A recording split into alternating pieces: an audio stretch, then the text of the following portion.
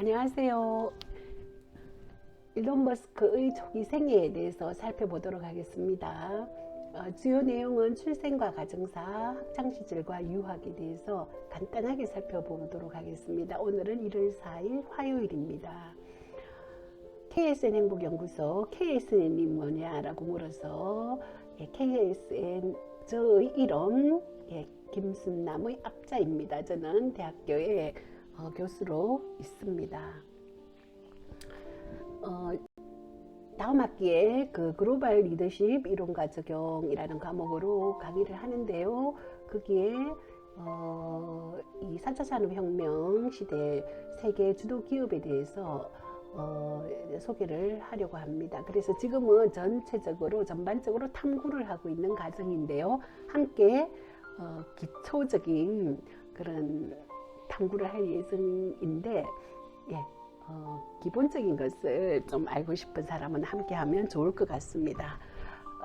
주요 그 기업들을 살펴보려고 합니다. 자, 이 기업을 알기 위해서는 가장 먼저 그 CEO가 어떤 사람인가를 알아보는 것이 매우 중요할 것 같은데요. 출생과 가정사에 대해서 알아보도록 하겠습니다. 글 출처는 나무위키, 그림 출처는 구글 검색을 통해서 가져왔습니다. 자, 아버지 에롤 머스크이고요. 어머니 메이 머스크, 남동생 킴벌 머스크, 여동생 토스카 머스크입니다. 아버지는 천재 수술의 IQ를 가지고 있고 남아프리카에서 전문 엔지니어 자격 취득한 가장 어린 사람이었다고 해요. 자, 좋은 남편, 좋은 아버지도 아니었는데 이유는 다 뒤에서 말씀드리겠습니다. 자, 메이 머스크는 15세부터 50년 넘게 모델이셨다고 해요. 자, 69세에 커버 거털 대변인을 했고 이혼 후 세 자녀와 함께 캐나다로 이주해 영양사로 사업을 하셨다고 합니다.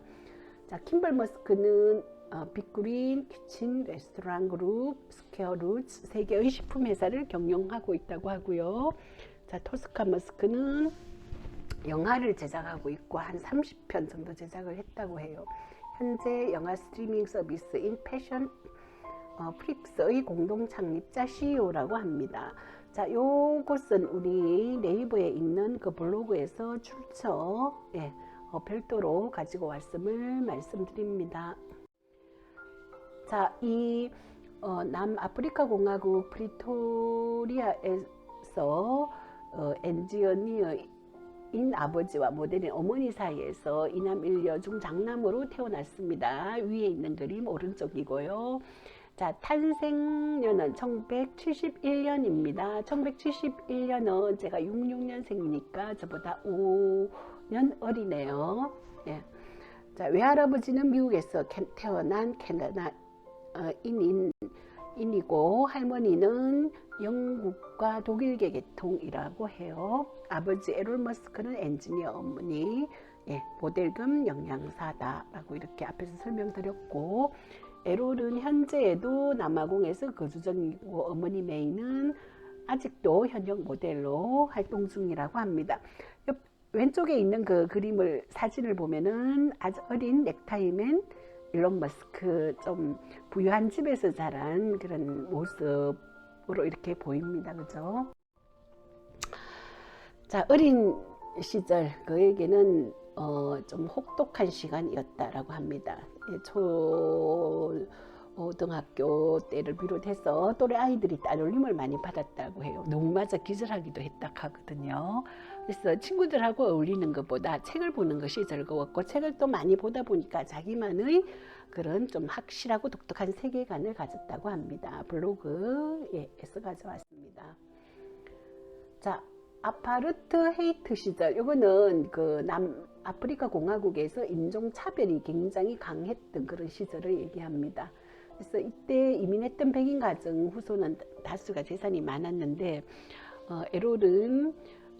아버지 에롤은 상당히 그 부유한 그런 재산을 가졌다고 하고요. 기술사 자격을 취득한 우수한 전기기술자였습니다.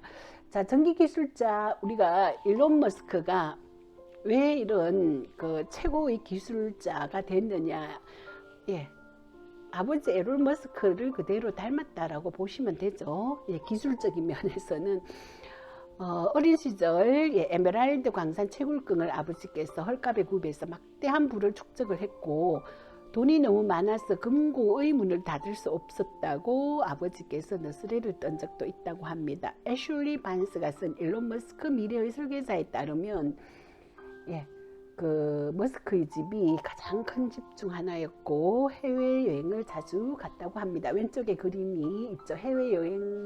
여행 갖는 그림, 그러니까 어릴 때의 그림이 있습니다. 자, 이렇게 보면 아버지 에롤 덕분에 현재의 일론 머스크가 될 수 있는 장점을 찾아볼 수 있습니다. 그죠? 예, 컴퓨터 혁명을 가졌던 10살 때 5KB짜리 램을 가진 가정용 컴퓨터를 살 수 있었고 10대 초중반에 아버지로부터 전기와 폭발물 관련 지식을 익힐 수도 있었다. 자, 지금의 그 직업적인 그런 면은 아버지의 영향을 크게 받았다라고 이렇게 볼 수 있습니다. 그리고 부유했기 때문에 그런 경험을 할 수 있는 경험적인 그런 다양성을 아버지로부터 가질 수 있었다라고 볼 수 있겠습니다. 자, 그런데 사이가 아버지하고 굉장히 나빴다고 해요. 머스크가 10대일 때 이혼을 했는데 아버지와 같이 살겠다고 했던 것을 그 이후에 매우 후회한다라는 것도 있고 그 동생도 아버지에 대해서 불만을 털어놓은 적도 있다고 합니다. 최근 한 인터뷰에서 아예 일론 머스크는 아버지는 악마이자 끔찍한 인간 말종, 당신이 상상할 수 있는 모든 악행과 범죄를 다 저지른 사람이다라고 인터뷰 동중에 울기까지 했다고 해요. 마음에 상처가 있네요. 네, 아버지로부터 이런 직업적인 면에서는 영향을 받았지만 아버지의 그런 실망스러운 행동에 대해서 또 굉장한 마음의 상처를 가지고 있습니다. 자, 여기 우리 오른쪽에 있는 일론 머스크와 왼쪽에 있는 남동생, 여동생과 함께 찍었는 사진이네요. 우리 남동생이 더 잘생긴 것 같아요. 자, 그 동생의 말에 의하면 굉장히 아버지가 개팍하고 포각적인 성격이었다 하는데 그렇게 상처를 준 그 두 가지의 대표적인 예를 여기다 좀 소개를 합니다. 에롤 머스크가 자기의 의붓딸과 사이에서 아기를 가졌다고 해요. 이때 나이가 72세고요.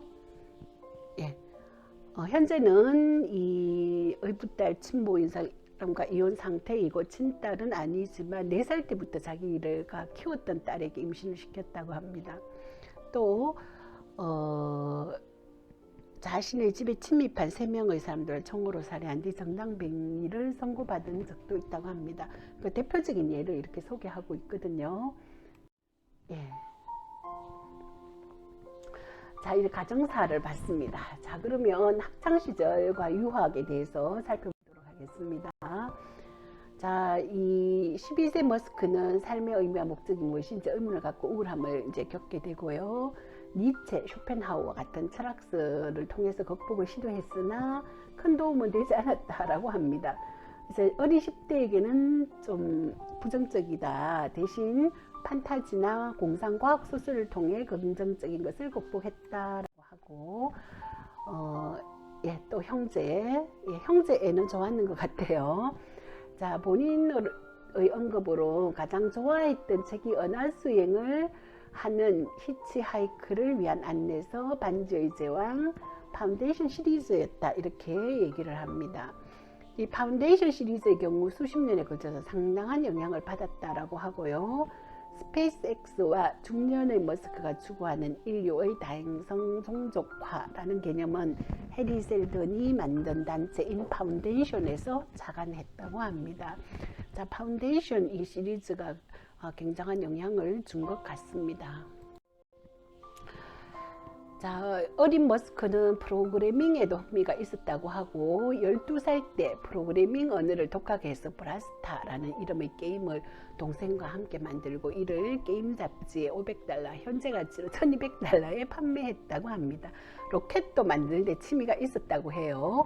가솔린과 각종 화학약품을 혼합하여 로켓 연료를 만들곤 했고, 그걸 자작 로켓에 넣어 시험 발사한 적도 있다고 합니다. 벌써 어릴 때 이 로켓을 만드는 그런 경험을, 다양한 경험을 했네요. 남아공의 학교에서 그는 몸이 허약한 데다가 독특했기 때문에 주변 애들에게 따돌림을 당하는 건 기본이었고, 폭행과 괴롭힘을 당했다고 합니다. 왕따였다고 이렇게 얘기를 하곤 합니다. 예. 자, 계단에 굴려 떨어진 후 의식을 잃을 때까지 맞았다고 하고, 코의 재건 수술을 했으며 후유증이 지금도 남아있어 호흡기에 문제가 있었다고 합니다. 자기 세계가 이렇게 강하다 보니까 다른 사람들과 좀 그런 교제하는 그런 시간보다는 자기 세계에 좀 빠져 있는 그런 특성이 있었는 것 같습니다. 자, 청소년 시기를 지난 머스크는 냉전이 끝난 90년대 미국을 중심으로 움직이고 있는 것을 보고 미국에서 유학하고 정착하고 싶다는 목표를 설정하게 됩니다. 자, 남아프리카 공화국은 징병제를 시행 중이었는데 공복무를 하고 싶지 않아서 그 어머니가 캐나다 시민권자였기 때문에 캐나다의 시민권을 획득해서 군대를 가지 않았다고 합니다. 자, 머스크가 17세 때 부모 중에 한 사람만이라도 시민권자면 태어날 수 있는 캐나다 시민권을 줄 수 있도록 법이 개정되어서 1년 준비해서 캐나다로 들어가게 됩니다. 자, 캐나다로 떠난 18세 머스크는 엄청난 고생을 하게 되었다고 합니다. 어머니가 돌준이 없어서, 그리고 또 친척이 캐나다에 있는지 알았는데 또 친척도 안 계시고 해서 1년 동안 노숙자처럼 이리저리 떠돌아다니며 공장의 이독한 보일러 폐기물을 치우거나 전기톱으로 통나무를 자르는 등 인력시장의 굳은 일을 하며 살았다고 합니다. 아버지가 부유했을 텐데 아버지에게 연락하지 않고 자기가 이렇게 힘들게 스스로 극복하려고 노력을 한 것 같습니다. 자, 2년 동안 온타리오에 위치한 퀸스 대학, 캐나다에 있는 퀸스 대학에 물리학 전공을 했고, 미국에 있는 펜실베니아 대학에 편입해서 물리학을 학점 이수하고 와튼스쿨에서 경제학 학점까지 이수해서 펜실베니아 대학교에서 물리학과 경제학 복수 전공으로 학사를 하게 됩니다. 이때 게임 제작사에서 아르바이트로 일을 했고, 거기에 그 게임 크레딧에 머스크 이름이 들어가 있는 것도 볼 수 있다고 합니다. 간단한 프로그래밍 등을 담당했는 것 같습니다. 자, 1995년에 스탠퍼드 대학의 박사과정에 합격했으나 박사과정을 가지 않고 창업의 길로 들어서게 됩니다. 그래서 자동 제작되었고요. 일론 머스크는 기술은 인류를 위해 사용되어야 한다는 굳은 신념을 또 가지게 된 그런 훌륭한 그런 생각을 하게 됩니다. 자, 이렇게 해서 가정사와 그리고 이제 유학, 캐나다, 미국으로 가는 과정에 대해서 이렇게 살펴보았습니다. 전체적으로 요약을 하면 일론 머스크는 남아프리카 공화국에서 부유한 가정 환경을 혜택을 받았다라고 이제 얘기를 할 수 있고요. 기술자 아버지의 혜택도 받았다. 지금의 이 일론 머스크의 기술에 대한 최고의 전문은 아버지로부터 보고 배운 것, 유전 보고 배운 것, 뭐 이렇게 환경적인 영향이 있었다라고 얘기할 수 있습니다. 물론 부모 이용과 아버지의 악행에 대한 마음에 큰 상처가 있는 건 또 사실인 것 같습니다. 자, 이러한 것을 우리 일론 머스크님께서는 독서광, 백과사전까지 읽었다고 해요. 그리고 엄청난 몰입력, 창의성이 엄청나게 돋보입니다. 그러면서 아까 우리 학창 시절에 왕따였다라고 있잖아요. 왕따면서 친구들에게 왕따 되니까 더욱더 자기의 세계에 몰입하게 된 것 같습니다.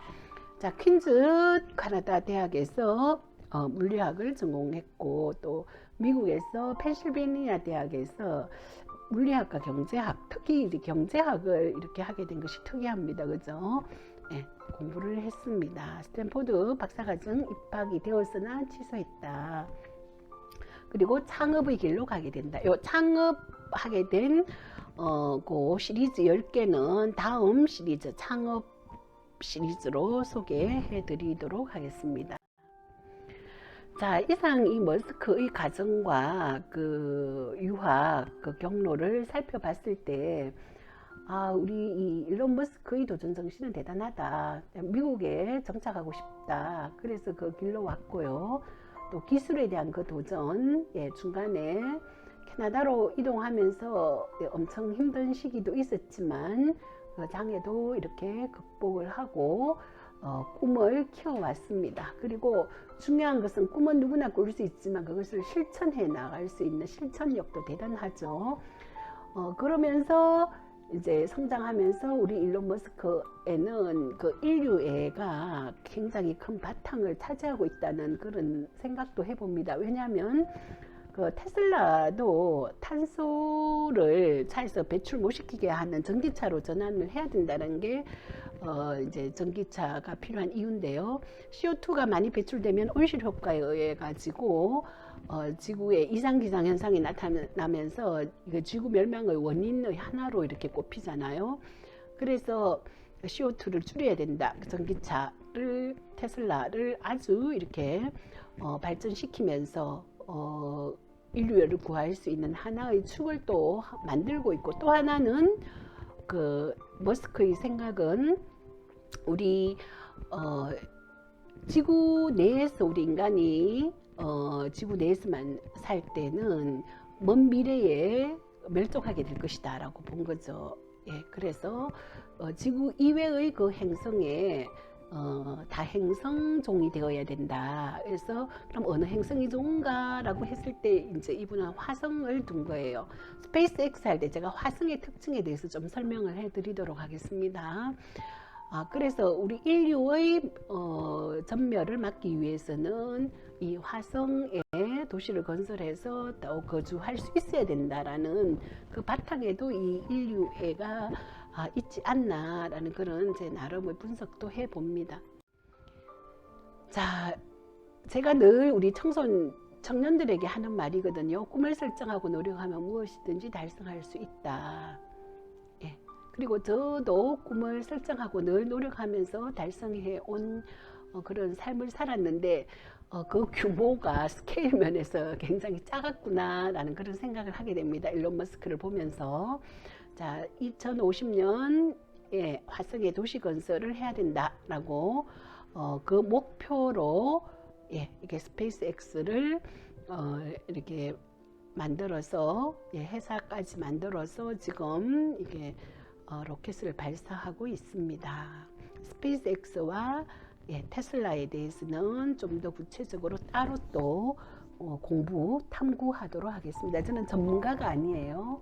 탐구하고 있는 중입니다. 그래서 처음으로 이렇게 접근하는 사람에게 도움이 될 것 같아요. 전문가에게는 별로 도움이 되지 않을 것 같습니다. 유튜브가. 2050년에 화성에 도시를 만든다. 그리고 일론 머스크의 그 미래의 설계자가 출간되어서 뉴욕타임즈 베스트셀러에 올랐다고 합니다. 서점에 가면 이거 하나 사서 또 충분히 깊이 또 읽어보도록 하겠습니다. 경청해 주셔서 감사드립니다. KSN 행복연구소였습니다.